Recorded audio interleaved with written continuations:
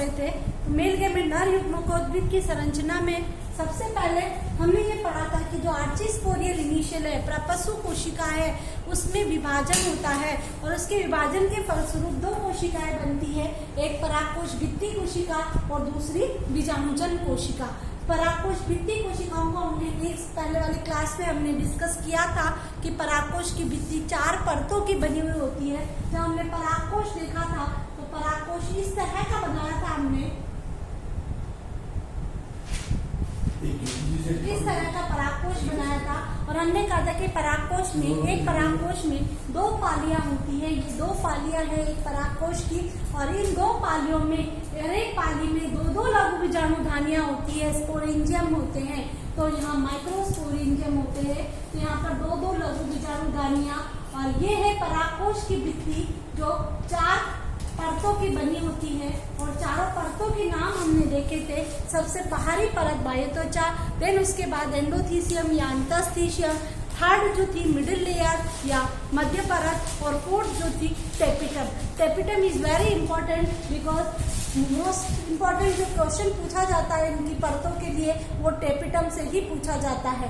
तो टेपिटम की स्ट्रक्चर हमने कल देखी थी कि टेपिटम कितने टाइप की होती है, 2 तरह की होती है, अमीबॉइड अमीबियक टेपिटम और दूसरी स्रावी टेपिटम। टेपिटम के अंदर लिपिड पार्टिकल्स पाए जाते हैं। उन लिपिड पार्टिकल्स को हम क्या कहते हैं, प्रोयूबिश बॉडी या प्रोयूबिश काय भी कहते हैं। इस प्रोयूबिश काय के चारों तरफ स्पोरोपोलिनिक पदार्थ जमा हो जाता है और इससे हम क्या कहते हैं, यूबिश काय कहते हैं। जो जब यहाँ पर पोलन ग्रेन्स बनेंगे, जब यहाँ पर लघु बीजाणु या परागकणों का निर्माण होगा तो परागकणों के बाह्यचोल का निर्माण इसी स्पोरोपोलिनिक पदार्थ से होगा। तो ये इम्पोर्टेंट है और मोस्ट है कि इसका काम क्या है, परिवर्तित हो रहे परागकणों को, जो पोलन ग्रेन्स बन रहे हैं, डेवलप्ड हो रहे हैं, उन परागकणों को न्यूट्रिशन या पोषण देने का काम इस टेपिटम का होता है। अब नेक्स्ट हमारे पास आता है कि बीजाणुजन कोशिकाएं क्या काम करती है। बीजाणुजन कोशिकाएं जो है, बीजाणुजन कोशिकाओं की बात करते हैं तो बीजाणुजन कोशिकाएं अब किस तरह का काम करती है, लघु बीजाणु मात्र कोशिका के जैसा व्यवहार करती है। लघु बीजाणु मात्र कोशिका के जैसा व्यवहार करती है। तो ये लघु बीजाणु मात्र कोशिका जो है, लघु बीजाणु मात्र कोशिका के जैसा व्यवहार करती है।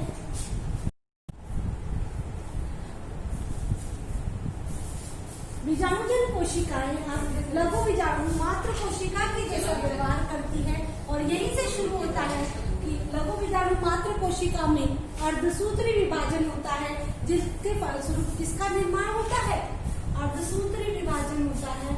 और इस अर्धसूत्री विभाजन के थ्रू किसका फॉर्मेशन होता है, लघु बीजाणुओं का निर्माण होता है। ये लघु बीजाणुओं का या पोलन ग्रेन्स या माइक्रोस्पोर्स भी कहते हैं, पोलन ग्रेन्स या माइक्रोस्पोर्स का फॉर्मेशन होता है। तो यहाँ पर हमारे अगर हम बात करें इसकी स्ट्रक्चर की तो किस तरह की स्ट्रक्चर होगी इनकी, देखो यहाँ पर जो बीजाणुजन ऊतक है ये बीजाणुजन कोशिकाएं हैं। अब ये कोशिकाएं क्या कहलाएगी, लघु बीजाणु मात्र कोशिकाएं कहलाएगी। इन लघु बीजाणु मात्र कोशिकाओं में अर्धसूत्री विभाजन होता है। इन कोशिकाओं में अर्धसूत्री विभाजन होता है और हम जानते हैं कि जब किसी एक कोशिका में अर्धसूत्री विभाजन होता है तो उसके फलस्वरूप कितने कोशिकाएं बनती है, अर्धसूत्री विभाजन के फलस्वरूप 4 कोशिकाओं का निर्माण होता है। तो एक लघु बीजाणु कोशिका से 4 लघु बीजाणुओं का निर्माण होगा। एक माइक्रोस्पोर मदर सेल में जब मियोसिस होगा तो कितने पोलन ग्रेन या कितने माइक्रोस्पोर्स बनेंगे, 4 माइक्रोस्पोर्स बनेंगे। तो यहाँ पर ये 4 लघु बीजाणु बनते हैं। तो जो लघु बीजाणु जनन की जो क्रिया है, यहाँ नाम से ही स्पष्ट है कि जनन किसका है, बनना किसका है, लघु बीजाणु का। तो यानी पोलन है, माइक्रोस्पोर का बनना माइक्रोस्पोरोजिनेसिस कहलाता है। तो यहाँ पर यही चीज हम पढ़ रहे हैं, microsporogenesis is that reaction spore mother cells undergo in meiosis and form 4 microspores is called microsporogenesis या लघु बीजाणु जनन। वह प्रक्रिया जिसमें लघु बीजाणु मात्र कोशिकाओं में अर्धसूत्री विभाजन होता है, जिसके फलस्वरूप 4 लघु बीजाणुओं का निर्माण होता है, जिसको हम क्या कहते हैं, लघु बीजाणु जनन कहते हैं। ये हमारा एक प्रोसेस हुआ कि लघु बीजाणु जनन किसे कहते हैं। अब हर एक कोशिका से जब 4 लघु बीजाणु बनते हैं, यहाँ पर देखिए इस तरह ये 4 लघु बीजाणु, ये 4 लघु बीजाणु यहाँ पर बन गए, तो मोस्टली ये किस फॉर्म में रहते हैं, इस टेट्राड के फॉर्म में रहते हैं। ये चारों लघु बीजाणु जो है इस टेट्राड के फॉर्म में रहते हैं, जिसमें ये 3 तो बिल्कुल सामने की साइड में है, एक इनका पीछे की साइड में होता है। तो इन लघु बीजाणु लेकिन अलग अलग प्लांट्स में ये अलग अलग तरीके से होते हैं। ठीक है, तो अलग अलग तरीके कौन कौन से हैं, किस तरह ये लघु बीजाणु बनते हैं। तो सबसे पहला है इसमें चतुष्फलकीय या टेट्राड फॉर्म में, चतुष्फलकीय या टेट्राड। ये 4 लघु बीजाणु जो बने हैं ये किस तरह व्यवस्थित रहते हैं, तो चतुष्फलकीय फॉर्म में मोस्टली डाइकोटिलिडन्स में ये पाया जाता है, द्विबीजपत्रियों में, द्विबीजपत्री पौधों में इस तरह का जो चारों लघु बीजाणु हैं टेट्राड के फॉर्म में व्यवस्थित रहते हैं, और इनमें देखने पर केवल 3 ही हमें दिखाई देते हैं, लेकिन एक इनके पीछे की तरफ होता है। दूसरा हम पढ़ते हैं समद्विपार्श्व,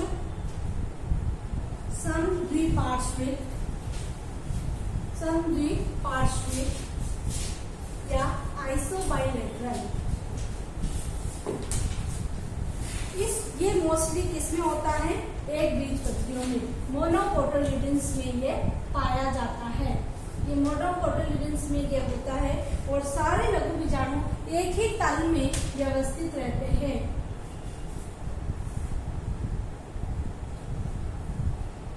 ये सारे लघु बीजाणु एक ही तल में व्यवस्थित हैं। थर्ड हमारा होता है क्रॉसित,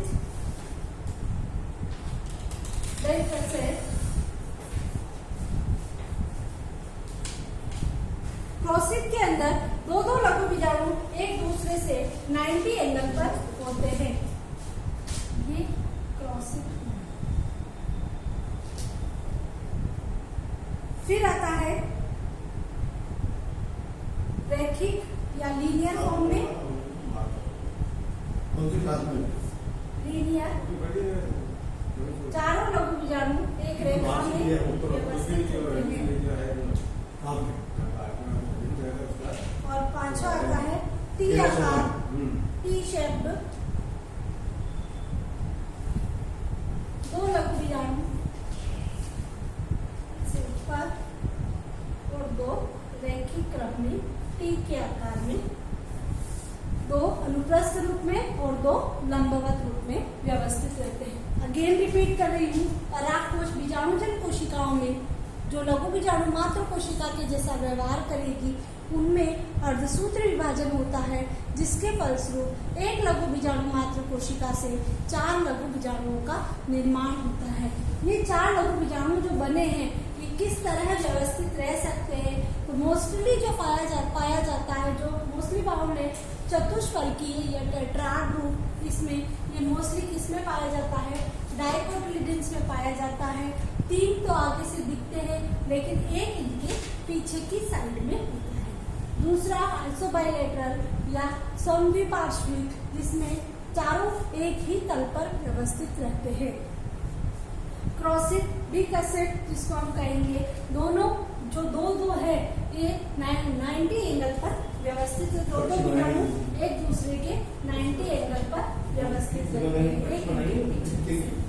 रैखिक, लीनियर, चारों एक ही लाइन में व्यवस्थित रहते हैं, और टी शेप में 2 इसके लंबवत और 2 अनुप्रस्थ व्यवस्थित रहते हैं। ये है लघु बीजाणु जनन में किस प्रकार से लघु बीजाणु व्यवस्थित रहते हैं। अब जैसे हम टेट्राड की बात करें तो चारों लघु बीजाणु जो है इनकी भित्तियों से एक दूसरे से अटैच होते हैं। ये भित्तियां जो है ये कहलाती है केलोस। एक पदार्थ होता है, केलोस पदार्थ की बनी हुई होती है। जब ये भित्तियां आपस में घुल जाती है, घुलने के कारण सभी लघु बीजाणु जो है वो पृथक पृथक हो जाते हैं और गोलाकार दिखाई देने लग जाते हैं। अब हम यहाँ आते हैं, इस चतुष्पदी फॉर्म में हम देखते हैं यहाँ पर ये लघु बीजाणुधानी, ये लघु बीजाणुधानी, और इसमें सारे लघु बीजाणु किस तरह व्यवस्थित हो गए, गोलाकार। जब ये परिपक्व हो जाते हैं तो हर एक टेट्राड की जो भित्ति है, ये टेट्राड की भित्तियां आपस में घुल जाती है। ये भित्तियां जो है ये घुल जाती है, केलोस पदार्थ की बनी हुई है, ये भित्तियां आपस में घुल जाती है और घुलने से लघु बीजाणु जो है वो या पोलन ग्रेन्स जो है वो क्या हो जाते हैं, पृथक पृथक हो जाते हैं, अलग अलग हो जाते हैं। और अलग हुए जो पोलन ग्रेन्स है वो किस तरह के दिखाई देते हैं, गोलाकार दिखाई देते हैं। ठीक है, और ये लघु बीजाणु या परागकण इस परागकोश के अंदर, लघु बीजाणुधानी के अंदर बिखरे हुए रहते हैं। अब आते हैं परागकोशों का स्फुटन, कि ये फूटते कैसे हैं। पहले मैंने तुम्हें बताया था कि परागकोश की 4 तरह की भित्तियां होती है। परागकोश का स्फुटन, स्फुटन, परागकोश में 4 तरह की भित्तियां मैंने बताई थी। सबसे बाहर की बाह्यत्वचा, अंदर की एंतस्थीशियम, फिर मध्य परत और उसके बाद टेपिटम। तो यहाँ पर जब अपन ने अंतस्थीशियम की बात की थी तो हमने कहा था कि अंतस्थीशियम की कोशिकाएं जो है अरीय प्रकार की होती है और उस पर रेशेदार स्थूलन पाया जाता है, रेशेदार पट्टियां पाई जाती है, अल्फा सेलुलोज की रेशेदार पट्टियां पाई जाती है। और ये क्या होती है, आर्द्रताग्राही प्रकृति की होती है और परागकोश के स्फुटन में सहायक होती है। लेकिन मैंने कहा था कि कुछ स्थान ऐसे होते हैं जहाँ पर ये रेशेदार स्थूलन नहीं पाया जाता, उस स्थान को हम क्या कहते हैं, स्ट्रोमियम कहते हैं। तो जब परागकोश डेवलप हो जाता है, यानी पोलन ग्रेन्स बन जाते हैं, तो पोलन ग्रेन्स के बनने के बाद परागकोश की बाह्यत्वचा, बाह्यत्वचा नहीं, परागकोश की मध्य परत और टेपिटम बिल्कुल खत्म हो जाती है। कौन बचती है, अंतस्थीशियम बचती है, और कौन बचता है, ये बाह्यत्वचा बचती है। तो बाह्यत्वचा और अंतस्थीशियम। अब अंतस्थीशियम की कोशिकाएं क्या होती है, आर्द्रताग्राही प्रकृति, तो इससे बाहर पानी निकल जाता है। पानी के बाहर निकलने से ये क्या हो जाती है, सिकुड़ जाती है, और सिकुड़ने के कारण जहाँ पर रेशेदार स्थूलन नहीं है वहाँ पर क्या हो जाता है, स्ट्रोमियम पर छेद बन जाते हैं, और छेद बनने से ये क्या, यहाँ की भित्ति टूट जाती है, और टूटने से पोलन ग्रेन्स इनसे बाहर निकल जाते हैं। तो बाह्यत्वचा और इंटरस्टिशियम दोनों और के 2 परागकणों के मध्य पट जो है अच्छा, जब ये परिपक्व हो जाते हैं तो इनके बीच में जो पट होता है वो पट भी समाप्त हो जाता है और दोनों आपस में दोनों परागकण आपस में मिल जाते हैं। अब परागकोशों का स्फुटन कहाँ से होता है, इस स्ट्रोमियम वाले पार्ट से होता है, यहाँ जहाँ पर की अंतस्थीशियम की कोशिकाएं नहीं पाई, जिनमें रेशेदार पट्टियां नहीं पाई जाती, तो पानी बाहर निकाल देती है, जिससे ये सिकुड़ जाती है। सिकुड़ने से यहाँ पर दबाव पड़ता है, और दबाव पड़ने से ये छिद्र हो जाते हैं, और छिद्र होने से ये यहाँ से टूट जाती है और परागकण बाहर निकल जाते हैं। ठीक है, स्ट्रोमियम पर दबाव पड़ने से ये परागकण बाहर निकल जाते हैं। अब आता है परागकोशों का स्फुटन किन किन विधियों से होता है, किस किस प्रकार से परागकण स्फुटित हो सकता है। तो अलग अलग है परागकोश का स्फुटन। पहला होता है अनुप्रस्थ स्फुटन, अनुप्रस्थ स्फुटन। अगर परागकोश क्या होते हैं, दोनों पालियां अनुप्रस्थ रूप से स्फुटित होती है, इस तरह स्फुटित होती है, इस तरह स्फुटन होता है तो हम उसे अनुप्रस्थ स्फुटन। इस तरह लंबवत स्फुटन होता है, तो लंबवत स्फुटित होती है दोनों पालियां, तो वो लंबवत स्फुटन। और परागकोश में शीर्ष पर 1 या 2 छिद्र बन जाते हैं, छोटे छोटे छिद्र बन जाते हैं। पहला अनुप्रस्थ स्फुटन, दूसरा लंबवत स्फुटन। अगर परागकोश की पालियां जो है इस तरह से स्फुटित होती है तो वो अनुप्रस्थ स्फुटन। अगर परागकोश की पालियां लंबवत रूप से स्फुटित होती है, लंबवत स्फुटन। अगर परागकोश की पालियों में शीर्ष पर एक दो छिद्र बन जाते हैं और परागकण वहां से बाहर निकलते हैं तो हम उसे छिद्रमय स्फुटन कहते हैं, छिद्रमय स्फुटन कहते हैं। और कपाटीय परागकोश में एक या दो स्थानों पर कहीं पर वॉल्व बन जाते हैं, कपाट बन जाते हैं, जिसे हम कपाटीय स्फुटन कहते हैं। तो यहाँ है कपाटीय स्फुटन, अलग अलग में अलग अलग होता है। अनुप्रस्थ स्फुटन की बात करें तो तुलसी में अनुप्रस्थ स्फुटन होता है। अनुप्रस्थ स्फुटन ट्रांसवर्स डेइसेंस, ठीक है। और लंबवत स्फुटन लॉन्गिट्यूडनल डेइसेंस। थर्ड आता है स्फुटन पोरस डेइसेंस। और चौथा आता है कपाटी स्फुटन, ये कहता है वल्व्यूलर डेइसेंस। ये चार तरह के होते हैं। अगेन रिपीट कर रही हूँ मैं, जो मैंने अभी तुम्हें बताया है उसी को अपन वापस रिपीट कर लेते हैं एक बार। लघु बीजाणु जनन वह रिएक्शन जिसमें लघु बीजाणु मात्र कोशिकाओं में अर्धसूत्री विभाजन होता है, जिसके फलस्वरूप एक कोशिका से 4 लघु बीजाणुओं का निर्माण होता है। सेकंड आता है 4 लघु बीजाणु जो बनते हैं वो किस तरह के होते हैं। तो 4 लघु बीजाणु अलग अलग तरह के, मोस्ट प्रोबेबली जो आता है वो इसका टेट्राहेड्रल या चतुष्फलकीय फॉर्म आता है, जिसमें चारों लघु बीजाणु इस तरह व्यवस्थित रहते हैं। इसके अलावा इसके अंदर आइसोबाइलेटरल के फॉर्म में इस तरह 4 लघु बीजाणु इस तरह भी व्यवस्थित रहते हैं। क्रॉसिव फॉर्म में अगर हम कहें तो लघु बीजाणु इस तरह भी व्यवस्थित रहते हैं, इसके एक पीछे की साइड में। और टी शेप में भी 2 इसके लॉन्गिट्यूडनल और 2 इसके ट्रांसवर्स फॉर्म में होते हैं। और एक फॉर्म जो होता है वो इसका लीनियर फॉर्म होता है, जिसमें चारों एक रेखा में व्यवस्थित होते हैं। परागकोश के ऊपर जो परागकोश में परागकणों के अंदर इस तरह भित्ति पाई जाती है, जिससे चारों परागकण आपस में जुड़े हुए रहते हैं। ये भित्ति जो है केलोस प्लग की बनी हुई होती है, केलोस पदार्थ की बनी हुई होती है। तो केलोस पदार्थ के घुल जाने पर ये चारों लघु बीजाणु अलग अलग हो जाते हैं और इस गोलाकार फॉर्म में आ जाते हैं। अब इस गोलाकार फॉर्म में आने के बाद ये परागकण जब बन जाते हैं तो परागकणों का स्फुटन होता है, परागकोशों का स्फुटन होता है। परागकोश जो है वो फूटता है और ये परागकण बाहर निकलते हैं। तो परागकणों का जो बाहर निकलना और परागकोशों का स्फुटन जो है कहाँ से होता है, तो अंतःस्थिशियम की कोशिकाएं जो होती है इसके लिए काम करती है, जो आर्द्रताग्राही प्रकृति होती है। पानी बाहर निकलता है जिससे वो क्या करती है, वो पिचक जाती है, कोशिकाएं सिकुड़ जाती है। सिकुड़ने से स्टोमियम के ऊपर दबाव लगता है और दबाव करने लगने से ये यहाँ से दोनों भित्तियाँ अलग अलग हो जाती है और ये परागकोश फट जाते हैं। अब परागकोश के फटने से पहले ये जो लघु बीजाणुधानियों में जो परागकण है ये यहाँ की भित्ति भी घुल जाती है और घुलने से सभी लघु बीजाणुधानियों के परागकण आपस में मिक्स हो जाते हैं। ये परागकण आपस में मिक्स हो जाते हैं। इससे पहले जब परागकोशों का स्फुटन होता है उससे पहले यहाँ की मध्य परत और टेपिटम दोनों ही नष्ट हो जाती है।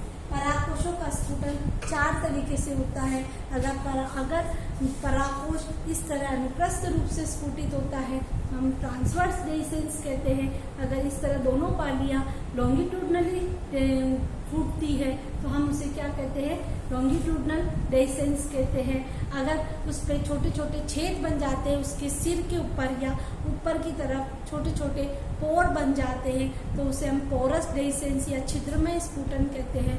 और अगर परागकोश में कई कई स्थान पर कपाट बन जाते हैं या वॉल्व बन जाते हैं, वॉल्व्यूलर डेइसेंस उसे कहते हैं। Thank you watching for this video.